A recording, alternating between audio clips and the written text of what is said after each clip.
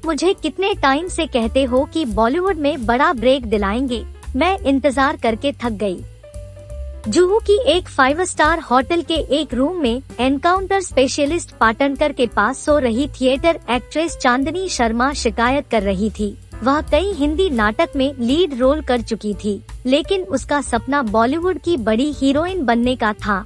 नैनीताल की रहने वाली चांदनी में छोटी उम्र से ही अभिनय के प्रति रुचि जागृत हो उठी थी। उसने 13 साल की उम्र में पहली बार स्कूल के एक नाटक में छोटा सा रोल किया था। इसके बाद वह हर साल नाटकों में हिस्सा लेने लगी थी, लेकिन कॉलेज में आने के बाद उसने अपने माता पिता से कहा कि मैं एक रेस बनना चाहती हूँ। वह स्कूल और कॉलेज में नाटकों में अभिनय करती थी। इसके सामने माता पिता को प्रॉब्लम नहीं था, लेकिन चांदनी ने एक्ट्रेस के तौर पे कारकिर्दी बनाने की बात सोची। इससे उसके रूढ़िग्रस्त माता पिता भड़क उठे थे। उन्होंने कहा था कि तुम्हारी थोड़े समय में शादी करनी है, इसलिए ये सब बातें भूल जाओ। उन्होंने उसके लिए लड़का ढूंढने की शुरुआत कर दी थी। इसके बाद मौका ढूंढकर चांदनी 19 साल की उम्र में घर से भागकर बम्बई आ गई थी।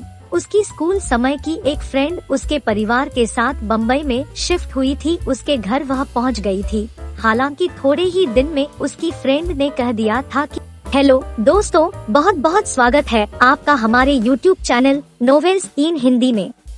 दोस्तों, वीडियो को अंत तक पूरा देखें, लाइक करें और चैनल को सब्सक्राइब जरूर करें और बेल आइकन को प्रेस करना तो बिल्कुल मत भूलना, ताकि आपको सभी वीडियो की नोटिफिकेशन मिलती रहे।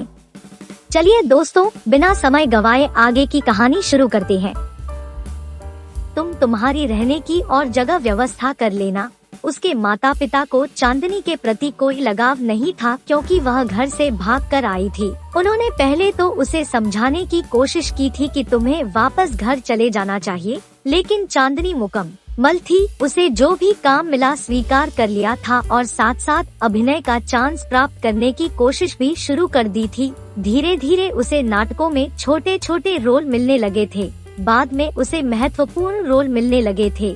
उसे कुछ हिंदी फिल्म में भी अभिनय का चांस मिला था, लेकिन फिल्मों में उसे बड़े पात्र रोल नहीं मिले थे। चांदनी के अभिनय की प्रशंसा होती थी, लेकिन कोई डायरेक्टर या प्रोड्यूसर उसे हीरोइन के तौर पे चांस देने के लिए तैयार नहीं थे। ऐसे में एक दिन एक प्रोड्यूसर की ऑफिस में उसका परिचय पाटनकर से हुआ था। तब से वे दोनों निकट आ गए थे। दोनों कई रातें जुहू की होटल में साथ बिताते थे। पाटनकर के बॉलीवुड में बहुत संपर्क थे और उसने चांदनी को विश्वास दिलाया था कि मैं तुम्हें बॉलीवुड में बड़ा ब्रेक दिलाऊंगा, मुझ पे भरोसा नहीं है तुम्हें? पाटनकर ने चांदनी के रेशमी बालों में हाथ फेरते हुए कहा, विश्वास है, लेकिन मेरा धैर्य समाप्त हो रहा है। क्यों? मैंने तुम्हें 3 फिल्म तो दिलाई, लेकिन हीरोइन की फ्रेंड के रूप में या हीरो की बहन के रूप में? मुझे हीरोइन बनना है। जैसी तैसी लड़कियां साली हीरोइन बन जाती है। I want just a chance. एक ब्रेक मिले तो मैं दिखा दूंगी मेरा कैलिबर। आपके इतने कॉन्टेक्ट्स है, उसका इस्तेमाल कीजिए ना। तुम समझो, मैंने मेरे सभी फ्रेंड्स को कह दिया है, लेकिन सभी को वेल नोन हीरोइन में रुचि है। ऐसा नहीं है। दिलनवाज खान की फिल्मों में नई नई हीरोइंस होती ही है। उसने और अमन कपूर ने करीबन 12-13 जैसी लड़कियों को ब्रेक दिया है। दिलनवाज तो आपका करीबी दोस्त है, चांदनी ने बहस की। दिलनवाज के साथ अभी मेरा इश्यू चल रहा है, इसलिए कुछ वक्त तक मैं उसे कह नहीं सकता, और वैसे भी अभी वह किसी नई लड़की के चक्कर में है। कभी तो मुझे लगता है कि आपको मेरे लिए सच्चा प्यार ही नहीं है, सिर्फ मेरे जिस्म में ही रुचि है, चांदनी ने कहा। चांदनी के ऐसे शब्दों से पाटनकर को दुख हुआ। उसने कहा, ऐसा लगता है तो हम मिलना बंद कर देते हैं। तुम्हें फिल्म नहीं दिलाऊंगा तब तक मैं तुम्हारे सामने भी नहीं आऊंगा। चांदनी को लगा कि वह थोड़ा ज्यादा बोल गई है, इसलिए उसने बात बदलने की कोशिश की। मैं ऐसा नहीं कहती, लेकिन पूरे बम्बई में तुम्हारे अलावा मेरा कौन है? मैं मेरा फ्रस्ट्रेशन आपके सामने व्यक्त नहीं करूंगी तो किसके सामने करूंगी? मैं समझता हूँ तुम्हारे हालत, लेकिन तुम मुझ पे भरोसा रखना, मैं तुम्हें हीरोइन के रूप में फिल्म दिलाऊंगा, नहीं तो मैं खुद तुम्हारे लिए फिल्म बनाऊंगा, पाटनकर ने कहा और उसे अपनी ओर खींचा। दिलनवाज, तुम कभी तो रात में जल्दी घर आओ। दिल नवाज की गर्भवती पत्नी हिना ने नाराजगी से कहा, you know dear, hectic schedule होता है। मेरा ब्रेकफास्ट करते हुए दिल नवाज ने पत्नी को समझाते हुए जवाब दिया, तुम्हारे पूरी रात के शेड्यूल के बारे में मुझे कुछ अंदाज आ रहा है। हिना ने शेड्यूल शब्द पर जोर दिया तो दिल नवाज खिन्न हो गया। Come on, don't behave like typical wifes. पत्नी को बहलाने के इरादे से दिल नवाज ने कहा। अच्छा?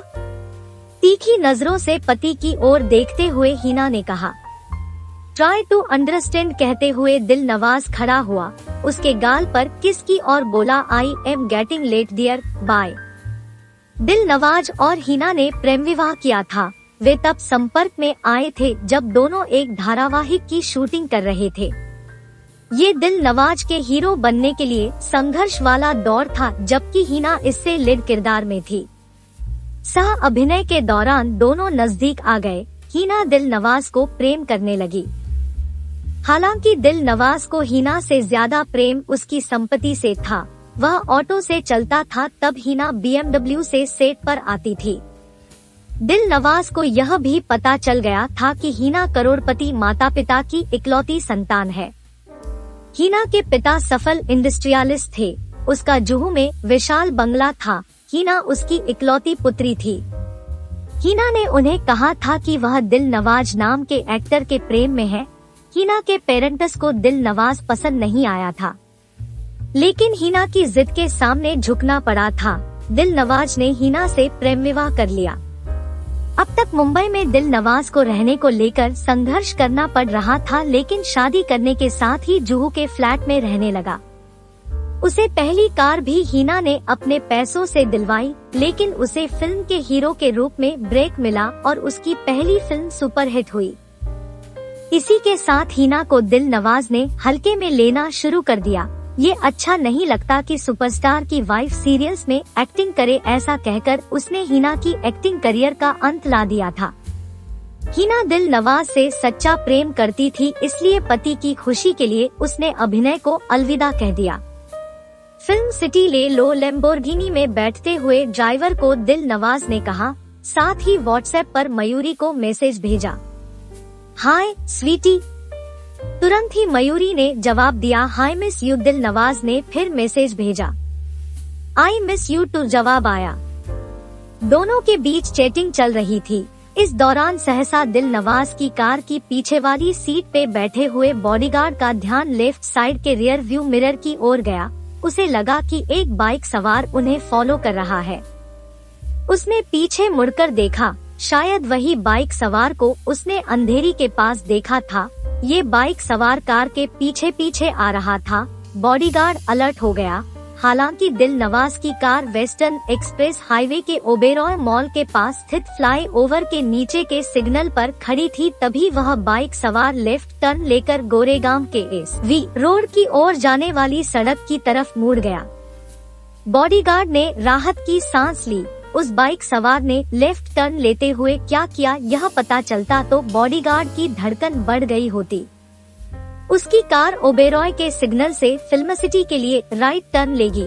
दिल नवाज के बॉडीगार्ड ने जिस बाइक सवार को वेस्टर्न एक्सप्रेस हाईवे पर ओबेरॉय मॉल सिग्नल से SV रोड की ओर मुड़ता देख राहत की सांस ली थी। वह मोबाइल फोन पर येडा शकील को कह रहा था, तैयार रहना अल्ताफ, उसकी कार अभी ये रोड पे आएगी।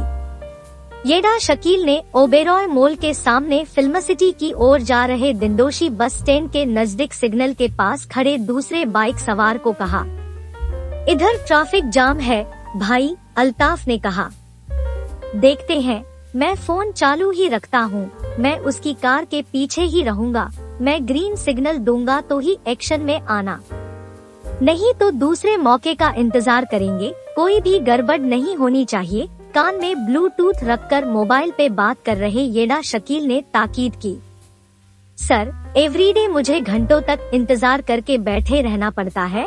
वह जानबूझकर ही लेट आता है। बॉलीवुड की नंबर 1 हीरोइन शैली सागर डायरेक्टर शेखर मल्होत्रा को दिल नवाज के खिलाफ शिकायत कर रही थी। शैली और दिल नवाज पहले बहुत ही क्लोज थे। दिल नवाज के उसके साथ सेक्सुअल रिलेशंस थे। शैली की महत्वाकांक्षा अपार थी, इसलिए उसने दिल नवाज को अपने बदन का उपयोग करने दिया था। लेकिन वह हीरोइन के तौर पे एस्टैब्लिश हो गई तो फिर उसने दिल नवाज से फासला कर दिया था।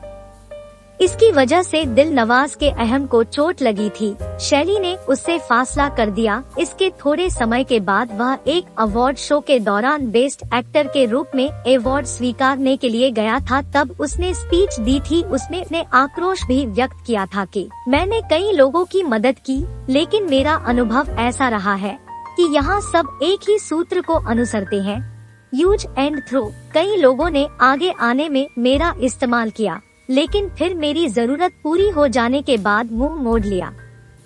हकीकत यह थी कि दिल नवाज लोगों का इस्तेमाल करता रहता था।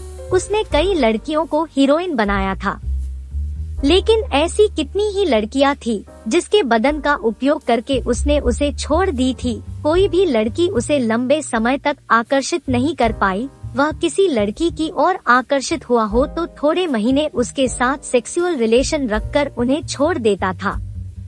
लेकिन कोई लड़की उसे छोड़कर चली जाए तो दिल नवाज के अहम पर प्रहार होता था। ऐसी लड़कियों के साथ बदले की भावना उसके मन में जागृत हो उठती थी। रोशनी रौतेला और शैली के किस्से में ऐसा ही हुआ था। शैली को ठीक समझ में आ रहा था कि दिल नवाज उसे किसी भी तरह इरिटेट करने का मौका ढूंढता रहता है। आज भी दिल नवाज ने शूटिंग सुबह जल्दी शुरू करने की जीत की थी। उसने कहा था कि शाम 4 बजे मुझे एक इवेंट में जाना है। दिल नवाज की वजह से शेखर ने सुबह 7 बजे शूटिंग रखा था, लेकिन अभी 10 बजने आए थे, फिर भी दिल नवाज का पता नहीं था। He is on the way, वह थोड़ी मिनट्स में पहुंच जाएगा। मैंने जस्ट व्हाट्सएप पे बात की, शेखर ने कहा। हालांकि वह भी खिन्न था। दिल नवाज ने उसे हिमाकत की थी कि थोड़े दिन में शूटिंग खत्म कर लीजिए, फिर मैं इलेक्शन में बिजी हो जाऊंगा। एक और उसने शूटिंग के दिन काट दिए थे और अब वह हर रोज सेट पे देर से आता था और जल्दी से निकल जाता था। सबको उसका इंतजार करते सेट पे बैठे रहना पड़ता था। कहानी के अगले भाग के लिए चैनल को लाइक, शेयर और सब्सक्राइब जरूर करें।